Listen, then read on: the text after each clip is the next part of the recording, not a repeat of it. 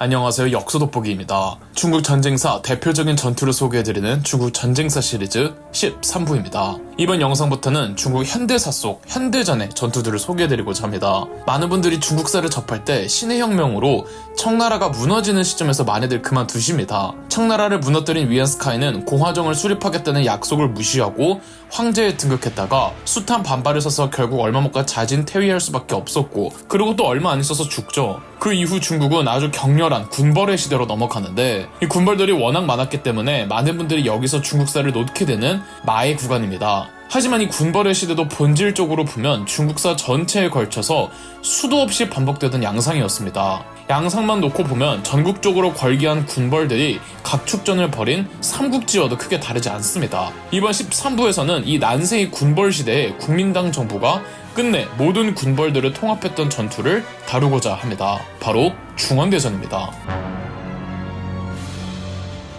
신의 혁명 이후 위안스카이는 청나라를 멸망시켰습니다. 공화정을 수립하겠다고 약속한 위안스카이는 신의 혁명으로 들어선 중화민국을 배신한 채 스스로 황제에 등극했습니다. 이로써 베이징에는 난징에 있던 중화민국과 별도의 베이징 정부가 하나 더 수립된 겁니다. 하지만 너무 많은 비판을 받고 반발이 일어나 위안스카이는 자진 퇴위하였고 얼마 안 가 사망하였습니다. 위안스카이가 통솔하고 있던 북영 군벌은 위안스카이 사후 파벌에 따라 세 개로 분열되었습니다. 오늘날 동북 삼성을 관장하던 장쩌린의 봉천군벌, 오늘날 허베이성에 해당하는 당시에는 직내성이라고 불렀던 베이징 인근을 관장하던 우페이프의 직계군벌, 그리고 오늘날 안후이성을 관장하던 단치루이의 환계군벌이 있었습니다. 세 군벌들은 서로 포스트 위안스카이가 되겠다며 베이징 정부를 차지하고 경쟁하였습니다. 세 군벌 중 누가 베이징 정부를 차지하든 난징에 있던 중화민국에서는 베이징 정부를 부정하였습니다. 난징 정부를 이끄던 수너는 군대를 동원해 북성에 베이징 정부를 무너뜨려 군벌들을 해체해버려야 한다는 과업을 삼고 이를 북벌이라 명명했습니다. 난징 정부가 물론 상징적이기는 했으나 군벌들로 구성된 베이징 정부를 상대할 수 있는 군사력이 마땅하지 않았습니다. 수너는 근거지를 광저우로 옮기면서 광둥성, 광시성, 후난성, 윈난성 등의 남방 군벌들과 연합해 베이징 정부와 적대했죠. 그러나 남방의 군벌들은 자신의 세력지 내 현상 유지에 만족할 뿐 굳이 베이징까지 북상해 베이징 정부를 무너뜨리는 북벌엔 큰 관심이 없었습니다. 그래서 수넌과 초기 수넌을 도왔던 남방의 군벌들과도 싸우기 일쑤였죠. 1919년 오사운동 이후 큰 감화를 받았던 광저우의 수넌은 새로운 출발을 다짐했고 1919년 10월 10일 자신이 창당했던 기존의 중화혁명당을 쇄신해 중국 국민당을 만들었습니다. 국민당은 중화민국의 유일 정당이었고 그래서 국민당 정부라고 부르는 겁니다. 1925년 중화민국의 상징적 존재였던 수넌이 간암으로 사망했습니다. 수넌의 뒤를 이어 장제스가 국민당 정부를 이끌게 되었죠. 수넌의 유지를 이어받아 장제스는 난징에 다시 근거지를 옮기고 북벌을 최고의 과제로 삼았습니다. 이 당시 베이징 정부에서는 장쩌린의 봉천군벌과 우페이프의 직계군벌이 연합해 환계군벌을 몰아내고 베이징 정부를 장악한 시점이었습니다. 1927년 장제스는 1차 북벌에 나서 중국 대륙의 중부지방까지 진출했으나 내부에서 장제스의 발목을 잡습니다. 장제스가 수넌의 뒤를 이었다고 한들 장제스는 수넌만큼의 상징성이 부족했고 수넌만큼 국민당 정부 전원으로부터 지지를 받고 있지는 못했습니다. 장제스를 국민당 정부의 리더로 인정하지 못한 세력도 꽤 컸습니다. 이들은 우한 정부를 따로 수립할 정도였는데 난징 정부로 통합되는 조건으로 장제스의 하야를 요구해서 1차 북벌이 중단되기도 했습니다. 하지만 장제스는 수넌의 처가이자 재계 거물이었던 숭시 집안의 숭메이린과 혼인하며 복귀에 성공, 1928년 2차 북벌을 선언 후 끝끝내 베이징을 무너뜨리는 데 성공합니다. 직계군벌의 우페이프는 스촨성으로 도주해 그곳에서 숨죽여 살았고 봉천군벌의 장쩌린은 근거지인 봉천으로 돌아갑니다. 이렇게 장제스는 수넌의 꿈이었던 북벌을 완수하죠. 장제스의 북벌 완수에 있어서 큰 공을 세운 이들이 있었습니다. 바로 군벌들이었습니다. 즉 베이징 정부의 군벌들을 다른 군벌들로 타도한 것이었는데 애당초 군벌들의 지지와 협력이 없었다면 국민당 정부의 자체적인 힘만으로는 절대 북벌이 불가능했을 겁니다. 특히 장제스에게 결정적인 도움이 되어주었던 두 군벌이 산시성의 옌시산과 허난성의 펑위샹이었습니다. 산시성의 대군벌이었던 옌시산은 원래 베이징 정부와 국민당 정부 어느 한쪽도 지지하지 않았습니다. 그저 산시성 내에서 현상 유지만 할 뿐이었죠. 하지만 베이징 정부가 중앙 집권화를 하려는 과정에서 옌시산을 복속시키려고 했고 남방의 국민당 정부가 승승장구하며 중부지방까지 올라오니까 국민당 정부 편으로 돌아섰습니다. 두 번째, 허난성의 펑위샹은 원래 직계군벌과 같은 편이었습니다. 함께 베이징 정부를 구성했었죠. 그런데 펑이샹은 직계 군벌과 봉천 군벌을 이간질하려다가 오히려 두 군벌이 연합해버리자 재빠르게 국민당 정부 편에 섰죠. 이 둘의 도움이 없었다면 북벌은 불가능했을 겁니다.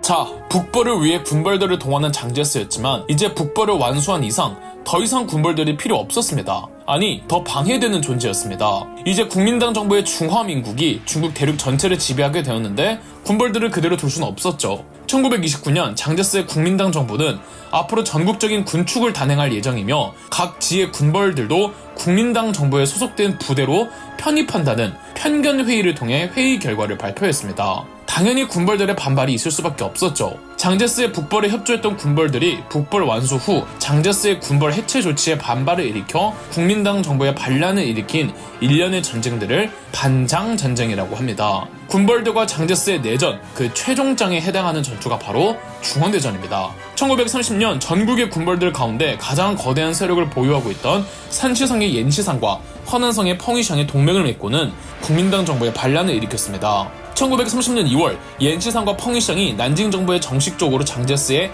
하야를 요청하는 입장문을 보냅니다. 물론 장제스는 거절하고 군대를 집결시키며 전쟁 준비에 돌입합니다. 이에 옌시상과 펑이샹도 전국적으로 장제스에게 불만을 품고 있는 모든 군벌들을 모으기 시작했죠. 1930년 3월 옌시산을 총사령관으로 하는 반장제스 세력을 규합하니 그 병력이 자그마치 80만 명에 육박했습니다. 장제스도 4월경이 되면 전투 준비를 끝마쳤고 옌시산에 대한 체포령과 토벌령을 발표했습니다.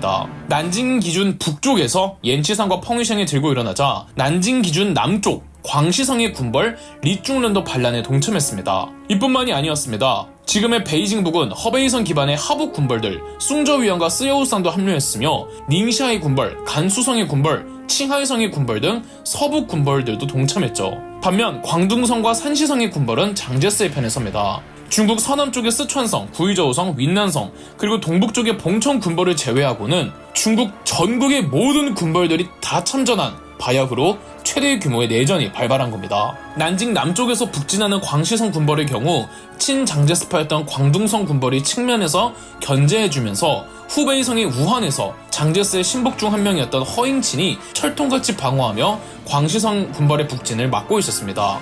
그리고 옌시산 펑이샹 대 장제스의 최대 격전지는 장수성의 쉬저우와 허난성의 카이펑이었습니다. 장제스가 공군 전투기와 폭격기까지 동원하자 반란군의 사기가 확 떨어집니다. 그렇지만 하북 군벌과 서북 군벌에서 지속적으로 병력을 증원 투입하고 있어서 장제스의 국민당군도 밀리면서 전세는 팽팽했습니다. 옌시상과 펑이샹은 어느 날 베이징으로 이동하며 베이징을 사령부로 삼고 베이징에서 새로운 정부 구상을 준비 중이었죠. 전세가 팽팽하자 장제스는 산둥성을 통해 북진하기로 하여 무수한 포탄과 유혈이 오간 격렬한 전투 끝에 칭다오와 제남을 탈환하는 데 성공했습니다. 이 상황에서 양측이 이길 수 있는 카드는 단 하나밖에 없었습니다. 바로 동북의 봉천군벌.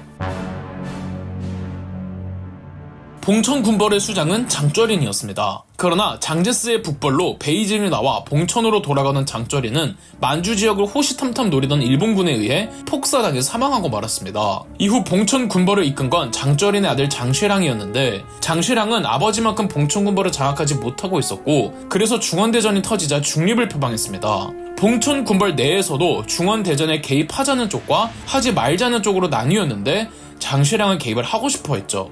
장쉐랑은 장제스의 국민당 정부 편을 들어 전쟁을 끝내고 동북지역에 대한 지배권을 국민당 정부로부터 보장받기로 합니다. 1930년 9월 중립을 표방하던 장쉐랑은 기자회견에서 노골적으로 국민당 정부를 지지하였고 봉천 군벌을 허베이성으로 투입시켜 하북 군벌을 무장 해제시켰습니다. 베이징에 있던 옌시상과 펑이샹도 놀래서 베이징에서 나오죠. 봉천 군벌의 지지에 장제스의 국민당군은 10월 정저우, 러양, 시안까지 점령하는 데 성공합니다. 전세가 조금씩 장제스에게 기울고 있었고 그동안 국민당군과 싸우던 서북 군벌에서도 장제스에게 투항하는 병력들이 많아지고 있었습니다. 결국 옌시상과 펑이샹은 패배를 인정할 수밖에 없었고 장쉐랑의 중재하에 11월 전쟁을 끝내기로 합니다. 이로써 중원대전이 끝이 났습니다. 난징 국민정부 측 사상자는 9만 명, 반란군 사상자는 약 15만 명이었습니다. 이로써 장제스는 군벌들을 모두 통합해냈었고 그 다음 장제스는 공산당 소탕에 집중했죠. 3000년의 중국의 역사는 저는 한 줄로 이렇게 요약할 수 있을 것 같습니다. 군벌들의 권기와 통합의 무한 반복이다. 땅덩어리가 넓은 중국은 언제나 중앙집권화를 도모하다가도 틈만 나면 각 지방에서 군벌들을 걸기했고, 철혈 리더가 나타나 군벌들을 통합하지만 이 중앙정부가 조금만 방심하면 군벌들이 다시 튀어나왔습니다. 이런 패턴이 3000년간 반복되어 왔는데, 이 군벌의 존재에 초점을 맞추어 중국사를 조망하신다면 또 중국사가 새롭게 보일 것입니다. 그리고 과연 그 군벌들이 중앙정부를 해체하고 무너뜨리는 그 패턴이 오늘날의 중국에도 또 일어날 수 있지 않을까? 아니면 이제는 그런 게 불가능할지 추측해보는 것도 이 역사의 쓰임일 것 같네요. 그럼 역사돋보기였습니다. 저희 역사돋보기가 멤버십 가입을 시작했습니다. 멤버십 가입을 해주신 분들 덕분에 영상 제작에 큰 도움이 되고 있습니다. 감사합니다. 영상 재미있으셨다면 구독과 좋아요, 알림 설정까지 해주시면 감사드리겠습니다.